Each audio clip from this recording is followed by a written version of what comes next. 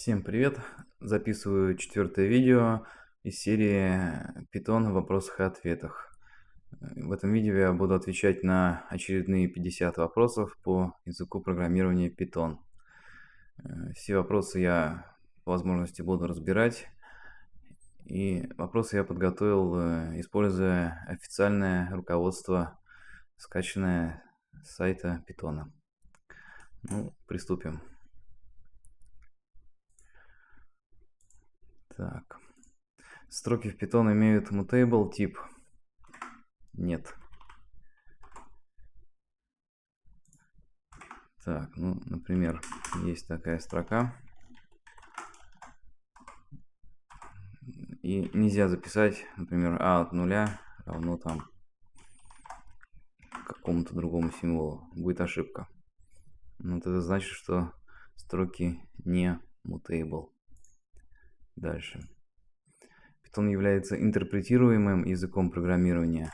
Да. В отличие от C++, который компилируемый. Если в Python есть список, допустима ли следующая команда? Если да, то что она вернет? Да, совершенно допустимо. Плюс это конкатенация. Ну и, соответственно, будут элементы вот так располагаться. Так. 4.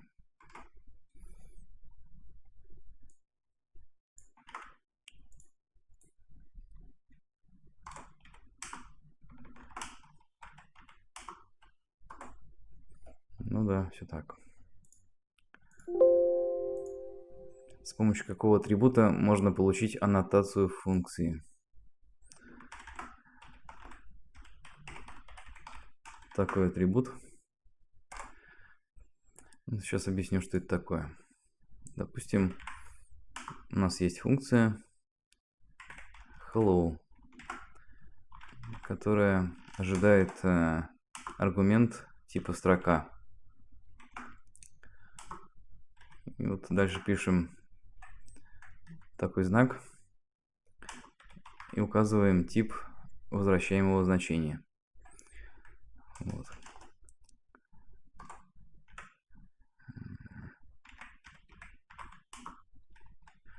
Ну, функция, например, возвращает такую запись. Сейчас проверим. Ой.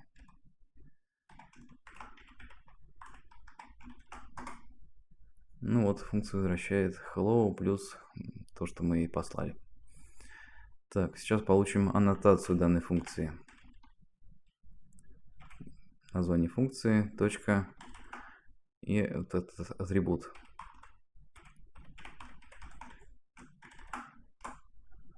Так, ну вот как раз аннотация. То, что функция ожидает в качестве аргумента и тип возвращаемого значения.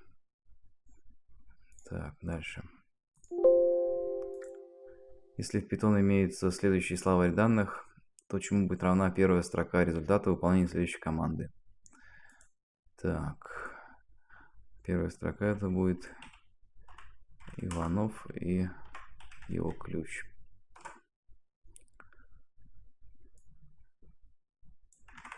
Так, ну сейчас проверим.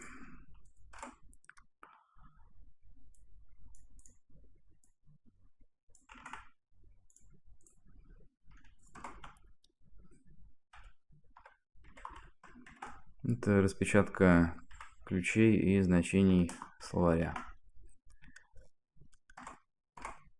Так, ну вот весь словарь так оказывается распечатанным.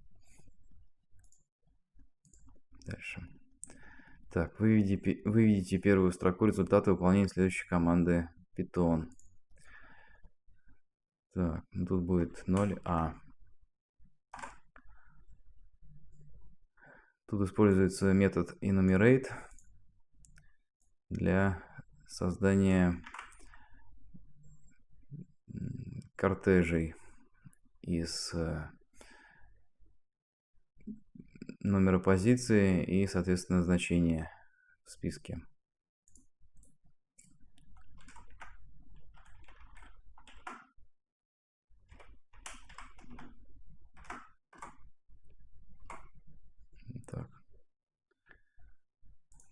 Дальше.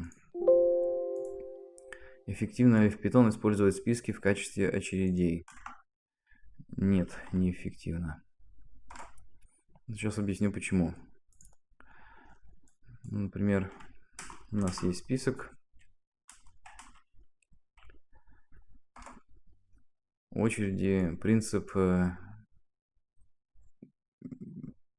первый вошел, первый вышел. Соответственно, надо извлечь элемент первый от нуля. После этого, соответственно, очередь изменилась. И в очередь можно добавить. Соответственно, элемент, он добавится в конец. Тут проблема в том, что при извлечении элемента из списка все элементы, которые после, необходимо сдвигать влево. Эта операция достаточно трудоемкая. Вот. То есть лучше использовать специальный тип очередь, который есть в Python. Там уже все оптимизировано. С помощью какого символа в Python можно предотвратить переход на новую строку в случае, когда используются тройные кавычки? Так, ну это слэш. Так, пример. Вот с помощью тройных кавычек можно вот так записывать. Соответственно, ABC, каждый символ на новой строке. Если мы не хотим переход на новую строчку, мы ставим слэш. Вот. Тогда AB должны распечататься вместе. Так. Дальше. С помощью какой команды Python можно импортировать константу p? From math import p. То есть, если это не сделать, то Python не будет знать, что такое p. То есть, пишет, что имя не определено. Пишем from math import p. И теперь Python знает, что такое p. То есть, вот значение. Дальше. Сколько рекомендуется использовать пробелов в отступах согласно PEP8? Это стандарт рекомендаций по форматированию. Рекомендуется 4 пробела. Ну, то есть...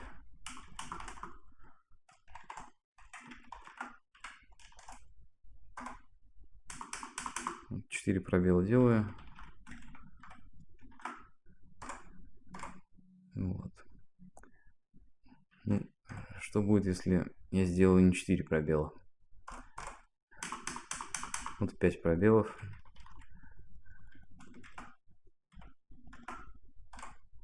Ну, ничего не изменилось, но как бы лучше придерживаться таких рекомендаций для единообразия кода у разных разработчиков. Дальше. Как в Python называется следующая структура данных? Это словарь, где есть ключ и значение. Ключи уникальные, то есть не может быть двух значений с одним ключом.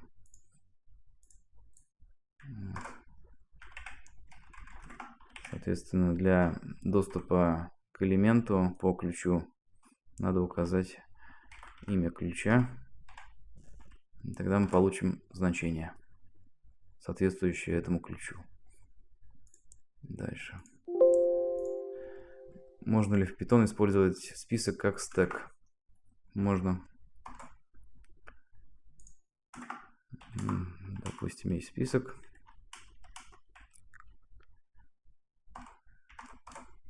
У стэка принцип последний вошел, первый вышел. То есть надо иметь возможность добавлять в конец. Ну, в списке это метод append. и, соответственно, извлекать с конца. Просто pop. Вот, четверка извлечена. Вот. Ну, все это достаточно скоростное, то есть никаких проблем нет. Дальше. В каком стиле следует называть классы в Python согласно PEP8?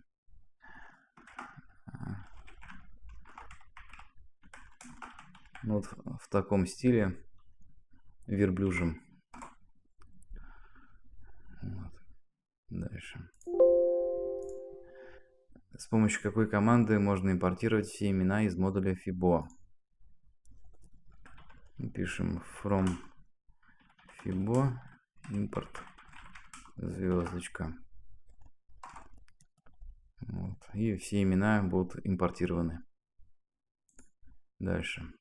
Если в Python имеется следующий словарь с номерами телефонов, то с помощью какой команды можно определить, содержится ли сотрудник Сидоров в телефонном справочнике? Такая команда.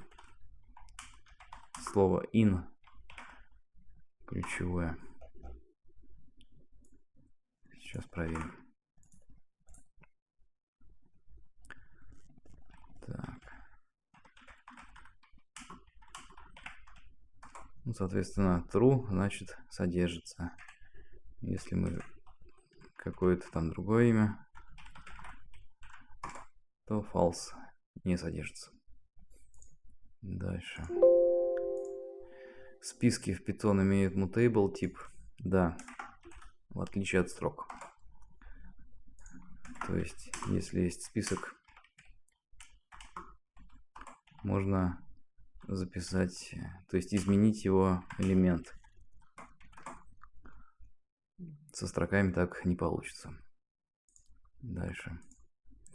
Можно ли в Python сравнить следующие два объекта? Это два кортежа.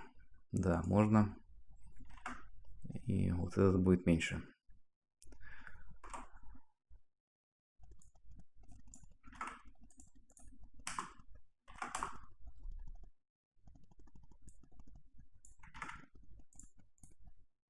Тип данных тут одинаковый, кортеж, и Python сравнивает поэлементно.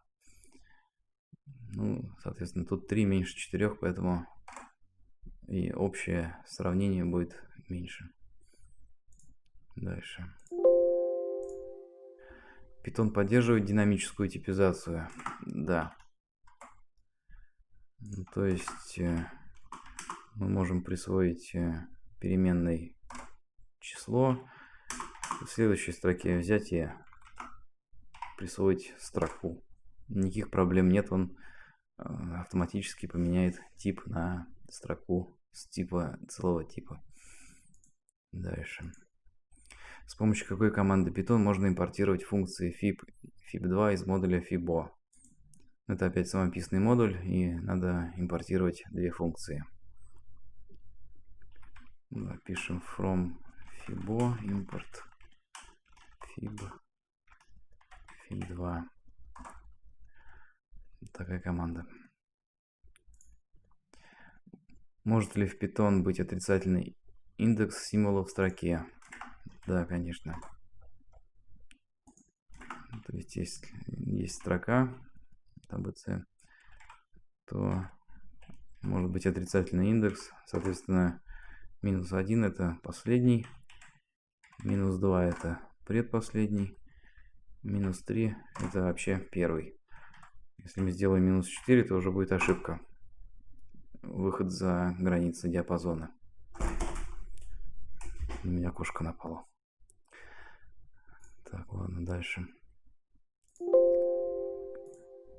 Как называется текущее руководство по написанию кода на Python? Называется PEP8. Ну, рекомендуется придерживаться его правил. Дальше. В каком модуле Python содержатся специфические параметры системы и функции? Модуль sys. Системный. Дальше. Если мы произвели импорт модуля FIBO с помощью команды import FIBO, то с помощью какой команды можно вызвать функцию fib этого модуля передав ей значение 100 в качестве аргумента. Так, то есть надо написать название модуля, потом название этой функции.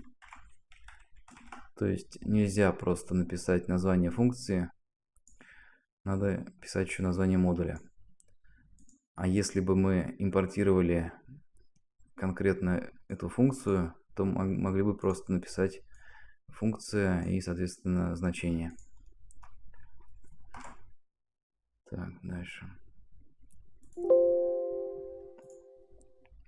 Можно ли в Python сравнить следующие два объекта? Да, можно. Так. Это объекты одного типа, строка.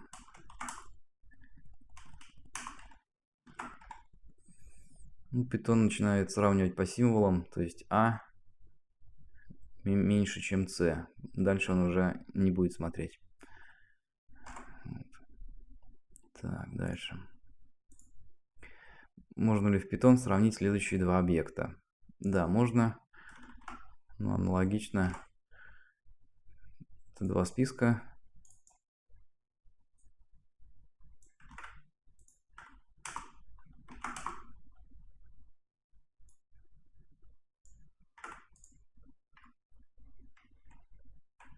Ну, опять Python сравнивает поэлементно. Тут они совпадают. И, соответственно, тройка меньше четверки, поэтому общее значение тут меньше. Да. Дальше. С помощью какой команды Python можно получить список имен, которые объявлены в данный момент? Команда dir метод. Так. Ну вот все, что я тут раньше объявлял, наимпортировал, там Pi, телефонный справочник, вот, все они вот здесь. Так, дальше. Какая команда Windows позволяет запустить лаунчер Python? Так, сейчас я закрою его. Так, вот я запустил командную строку. И команда Pi, соответственно, запускает лаунчер Python. При импорте модуля в Python происходит ли импорт названий функций в текущую таблицу символов? Нет, не происходит. Если мы хотим импортировать функцию из модуля, то нужно написать, соответственно, from mav import Pi, например. И тогда Pi становится известным. Соответственно, Pi добавляется в текущую таблицу символов в этом случае. В противном случае, чтобы использовать Pi, так, я закрою, еще раз запущу.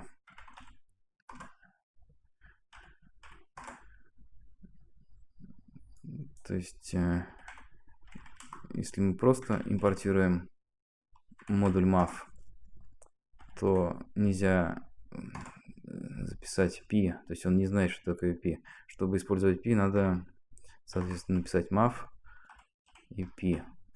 Вот. Так, дальше. Каким литералом в Python определен возврат аннотации в определении функции? Так, ну такой литерал. Так, ну, примеры я про аннотацию уже приводил. То есть какая-то функция. Ну и чтобы определить аннотацию, надо написать такой символ. Вот.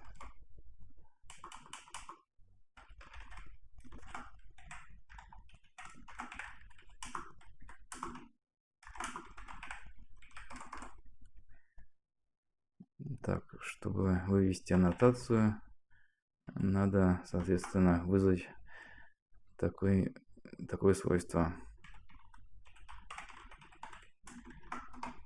Вот. Так, дальше. Есть ли в Python оператор switch? Нет, к сожалению, нет. Если в Python имеется следующий словарь с номерами телефонов, то с помощью какой команды можно добавить в этот словарь телефон 4127 для сотрудника Сидоров. Так, тут метод по добавлению в словарь немножко отличается от добавления в список. То есть добавление происходит вот так.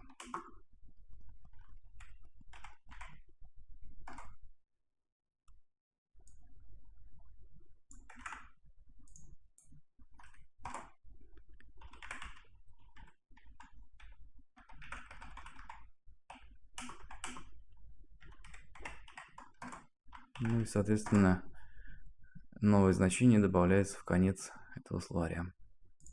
Дальше. Если в Python имеется следующий словарь с номерами телефонов, то с помощью какой команды можно удалить сотрудника Сидоров? Метод del. Указываем, соответственно, ключ.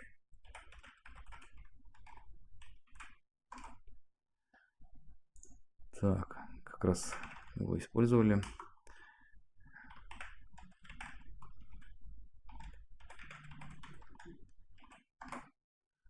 Все удалили. Так, действительно его нет. Дальше. Строки в Python являются перечислимым типом. Да. Так, то есть можно пробежаться по строке. Так.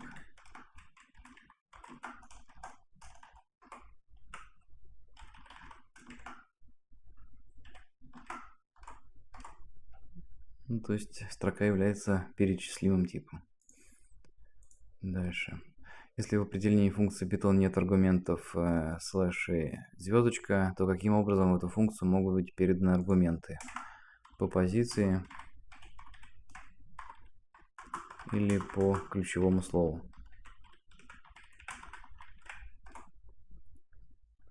Так, ну, допустим, у нас есть какая-то функция, принимающая два аргумента. Она ничего не будет делать. Так, ну и попробуем передать ей два числа по позиции. Все хорошо. Можно по ключевому слову также. Тоже все хорошо. Но есть нюанс. Если мы не укажем одно ключевое слово, вот так вот, то будет ошибка. То есть надо либо все указывать позиции, либо все по ключевому слову. Так, дальше. Можно ли в Python сравнить следующие два объекта? Да, можно. Так. Ну, соответственно, опять сравниваются два кортежа разной длины.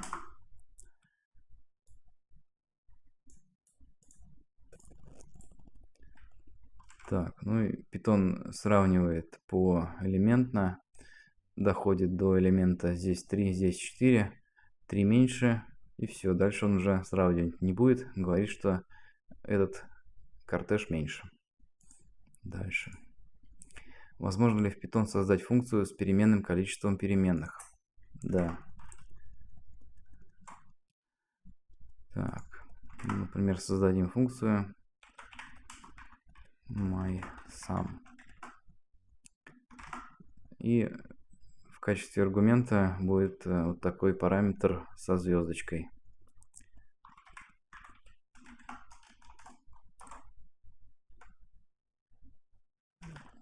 Так. Ну, функция будет возвращать сумму введенных элементов.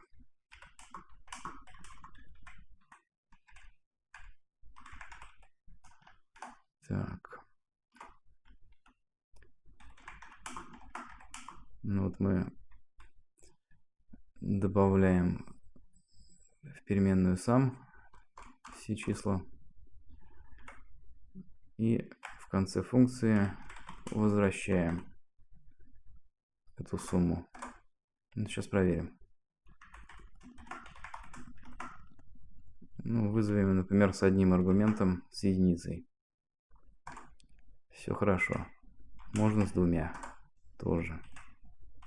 То есть можно с любым количеством аргументов вызвать эту функцию. Так, дальше.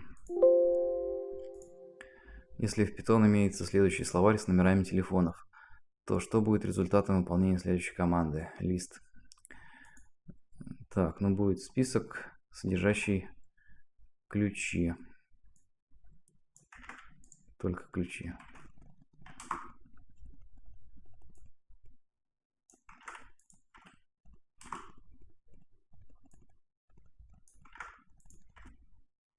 Так.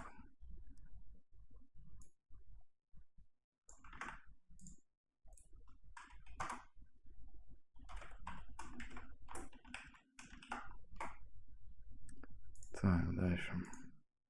Можно ли в Python сравнить следующие два объекта? Ну, опять два кортежа.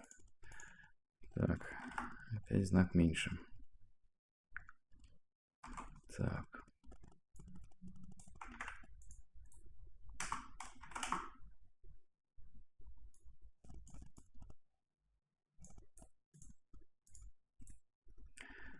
Ну, опять Python сравнивает поэлементно.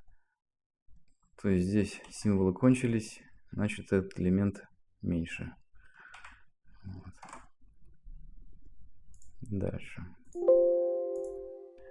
Если в Python имеется следующий словарь с номерами телефонов, то с помощью какой команды можно получить телефон сотрудника Сидоров? Ну, соответственно, обращаемся по ключу Сидоров.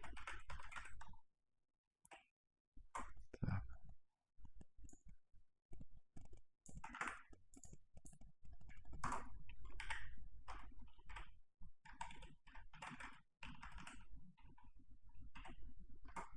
И получаем его телефон. Так, дальше. Следует ли использовать пробелы вокруг операторов и после запятой в Python согласно PEP8, но не сразу после скобок? Да. То есть рекомендуется писать вот так. Там.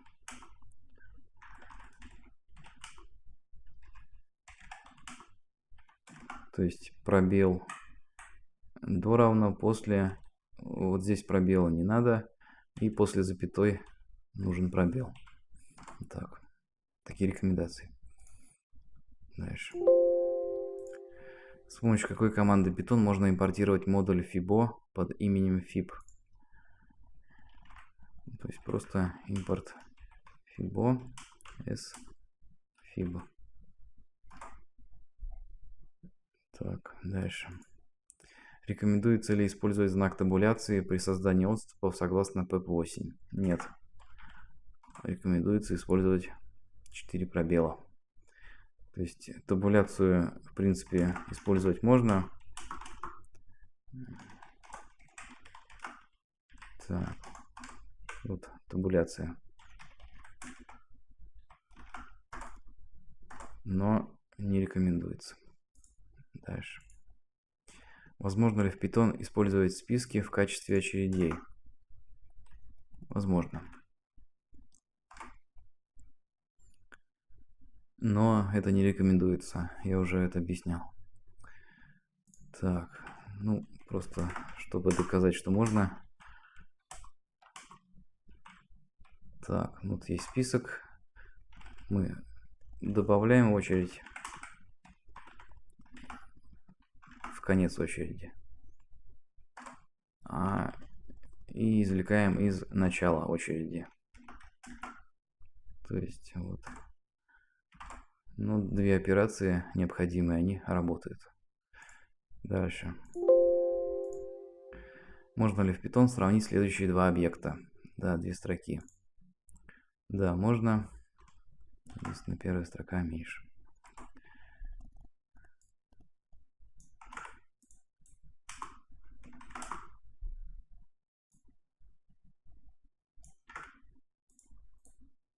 Ну, тут опять Python идет поэлементно, доходит до символа А здесь Y. Соответственно, А меньше, и все. Дальше он уже не будет рассматривать и возвращает, что первая строка меньше. Дальше. Python производит компиляцию исходного кода? Нет. Можно ли в Python сравнить следующие два объекта? Так, ну тут сложный кортеж. Вот. Так, ну, опять знак меньше. Сейчас рассмотрим.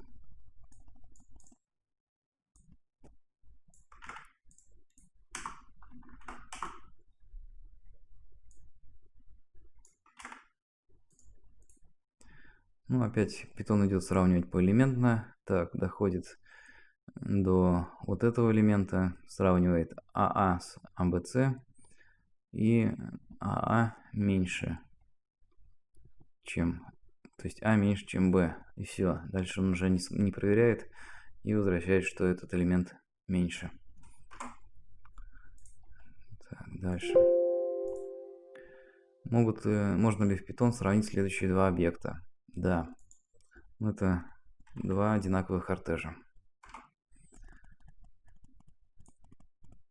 Просто в одном целые числа, во втором типа float. Но по сути они равны. Да, вот. В каком стиле следует называть имена функций и методов согласно PEP8 в Python?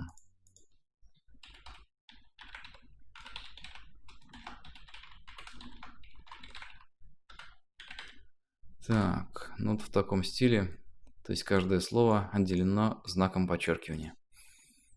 Это хорошая рекомендация, стоит ее придерживаться. Так, ну вот я и закончил очередные 50 вопросов. Уже общее количество вопросов с ответами достигло 200. Спасибо, что смотрели данное видео. Ставьте лайк, подписывайтесь на канал, оставляйте комментарии. До скорого.